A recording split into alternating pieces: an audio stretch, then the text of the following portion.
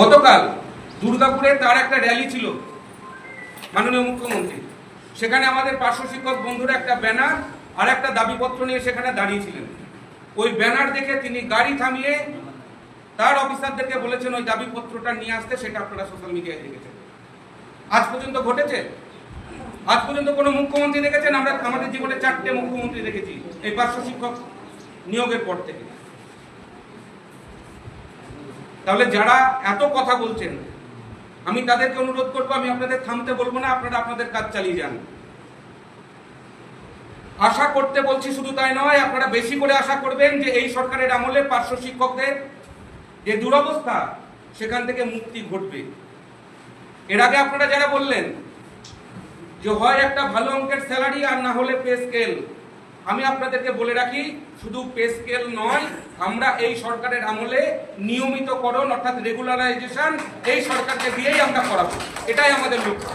আর তার জন্যে যা যা করার দরকার পার্শ্ব শিক্ষক ঐক্যমঞ্চ বিগত দিনে যেমন দায়িত্ব নিয়ে করেছে, আগামী দিনেও দায়িত্ব নিয়ে করবে।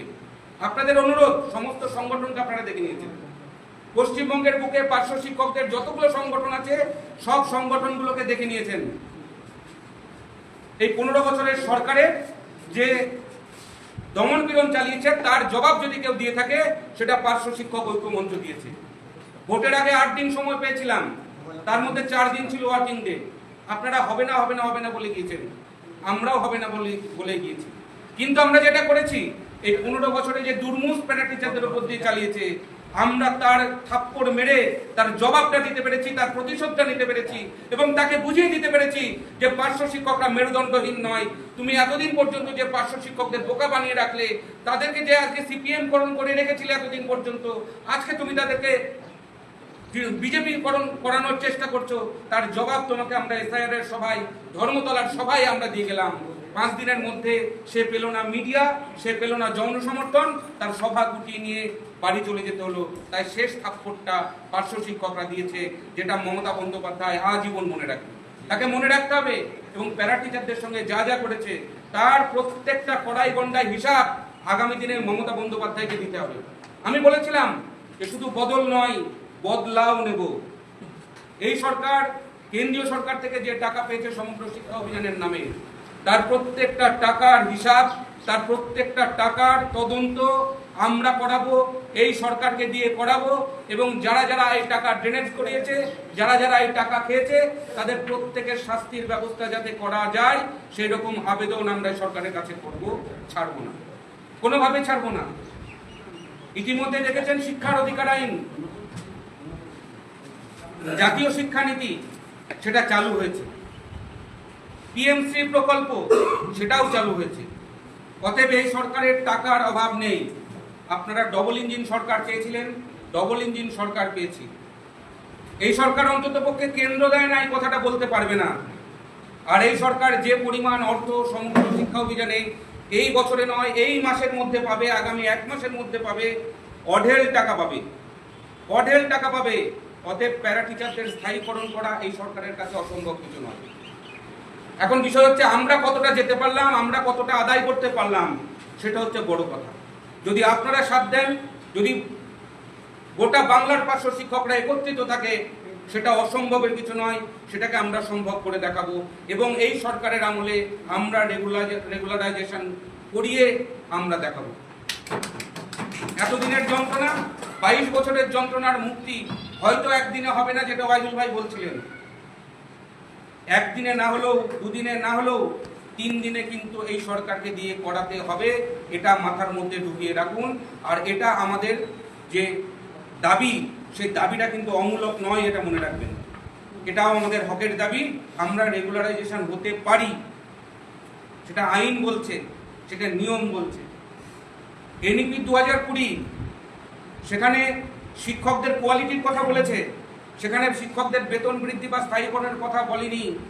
কিন্তু যেখান থেকে এটা তৈরি হয়েছে এনইপি 2019, যেটা খসড়া ছিল, সেখানে পরিষ্কার করে লেখা ছিল যে কোনো রকম কন্ট্রাকচুয়াল টিচার রাখা যাবে না। তাহলে 2019 এনইপি থেকে যদি 2020 এনইপি আসে, তাহলে সেটাকে বাদ দিতে পারে না। তাই আমরা সে দাবিটা ওই সরকারের কাছে করব, এই সরকারের কাছে আমরা রাখবো। আপনারা সকলে ইউনাইটেড থাকুন। খবর কি হলো, খবর কি আছে জিজ্ঞেস করার দরকার নেই। আপনাদের শুধু এটুকু ইঙ্গিত দেবো, এই সরকারের মাথার মধ্যে প্যারাটিচার শব্দটা লিপিবদ্ধ হয়ে গেছে।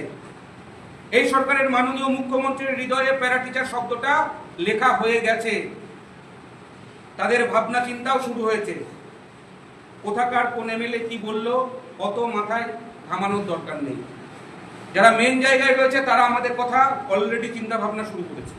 অচিরেই আমরা তার ঘোষণা হয়তো পাবো, সেটা আমরা অফিসিয়ালি জানতে পারবো।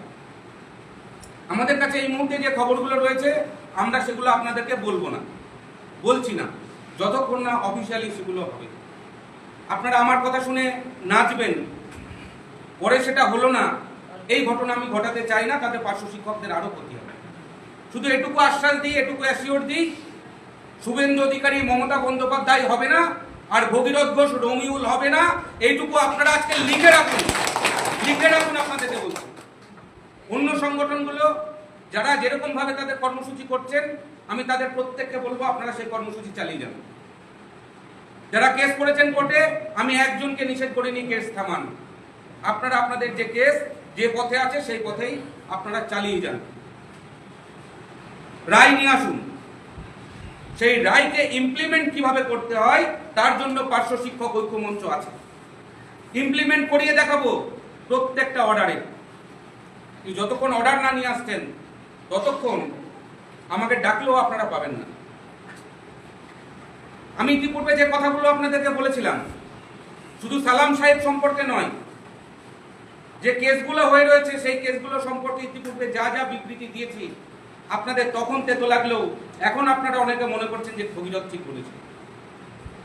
ভগীরথ ঠিক বলেছিল এই কারণেই, আমি লিফটে চড়ে এই জায়গাটায় আসিনি, সিঁড়ি ভেঙে ভেঙে এসেছি।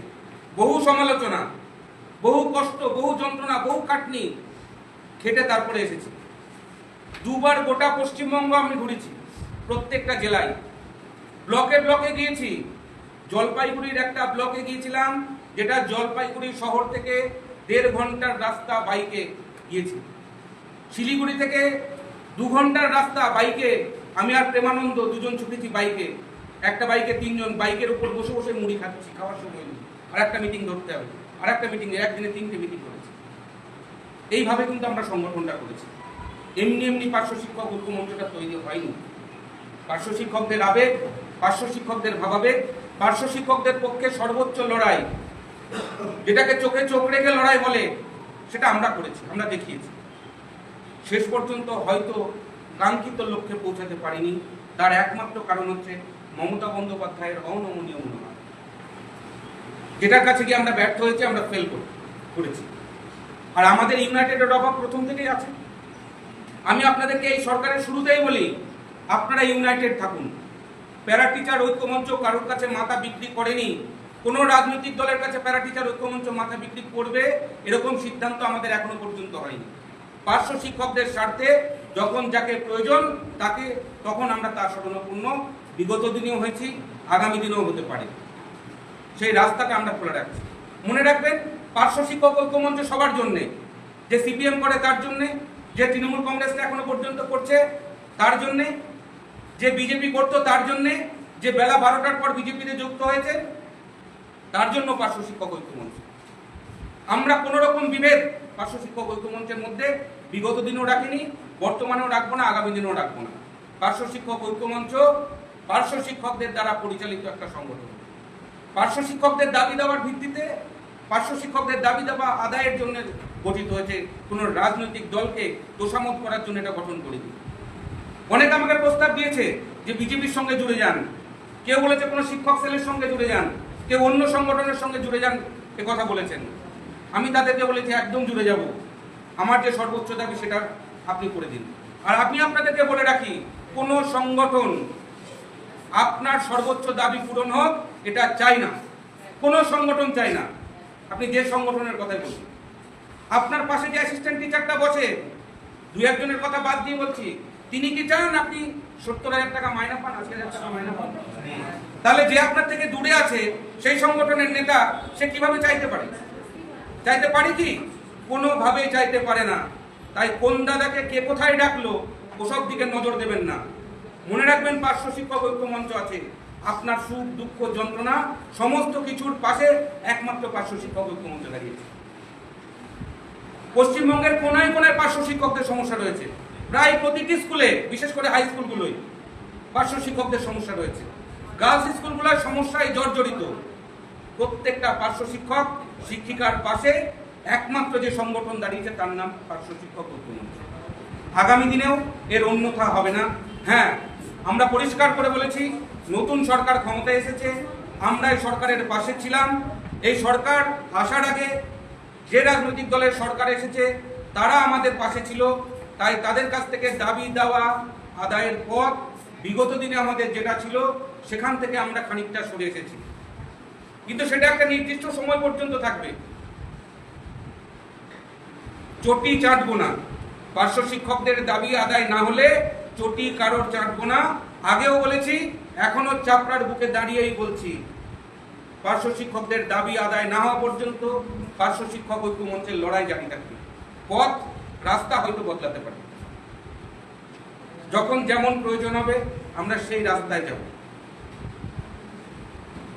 এটা বলার অবকাশ রাখে না যে আমি ঠিক আমরাই ঠিক, এটা নয়। আমাদেরও ভুল ত্রুটি আছে, আমাদেরও দোষ আছে, কিন্তু পার্শ্ব শিক্ষক ঐক্য মঞ্চের যে সিদ্ধান্ত এতদিন পর্যন্ত আমরা ব্যবহার করেছি, কোনো সিদ্ধান্তের মধ্যে বড় কোনো ত্রুটি ছিল না। দু একটা ছোটখাটো ত্রুটি থাকতে পারে। আমরা 2019 সালে আমরা আমাদের দাবি আদায় করে নিতে পারতাম, কিন্তু করোনা আমাদেরকে শেষ করে দিয়েছিল। তৎকালীন শিক্ষামন্ত্রী পার্থ চট্টোপাধ্যায়, তার সঙ্গেই আমরা আমাদের বেতন কাঠামোই আমরা নিতাম, সেই জায়গা আমরা তৈরি করতে পেরেছিলাম। কিন্তু দুর্ভাগ্য আমাদের, দুর্ভাগ্য প্যারা টিচারদের, করোনা এসে আমাদের শেষ করে দিয়েছিল। আমাদের দুর্ভাগ্য 2021 সালে আমরা সরকার পরিবর্তনের ডাক দিয়েছিলাম, কিন্তু তৃণমূল কংগ্রেসের ভোট লুটের কাছে প্যারা টিচাররা হেরে গেছিল, সরকার বদল করতে পারিনি। তখন যদি আমরা সরকারটা বদল করতে পারতাম, আমি দায়িত্ব নিয়ে বলেছিলাম যে আমরাও পার্শ্ব শিক্ষকদের ভবিষ্যৎ বদলে দেব। যাই হোক, 5টা বছর আরো কেটে গেছে জীবন থেকে। ইতিমধ্যে অনেকে রিটায়ারমেন্ট করেছেন, কেউ কেউ রিটায়ারমেন্টের দোরগোড়ায়। আমরা প্রত্যেকের কথা ভাবছি, যারা রিটায়ার করেছেন তাদের কথাও ভাবছি, যারা রিটায়ারমেন্ট করবেন তাদের যে দাবি দাওয়াগুলো আছে সেগুলো নিয়েও ভাবছি। আমার প্রচুর দিদিমণির ট্রান্সফার দরকার, সেটা নিয়েও ভাবছি। সিসিএল নিয়েও ভাবছি, সে দাবিও আমরা রাখবো। আমরা সর্বোচ্চ দাবি হিসাবে রাখবো নিয়মিতকরণ, এবং সেটা যতদিন পর্যন্ত না হচ্ছে ততদিন পর্যন্ত পার্শ্ব শিক্ষক ঐক্য মঞ্চ জীবিত থাকবে, পার্শ্ব শিক্ষক ঐক্য মঞ্চের লড়াই জারি থাকবে।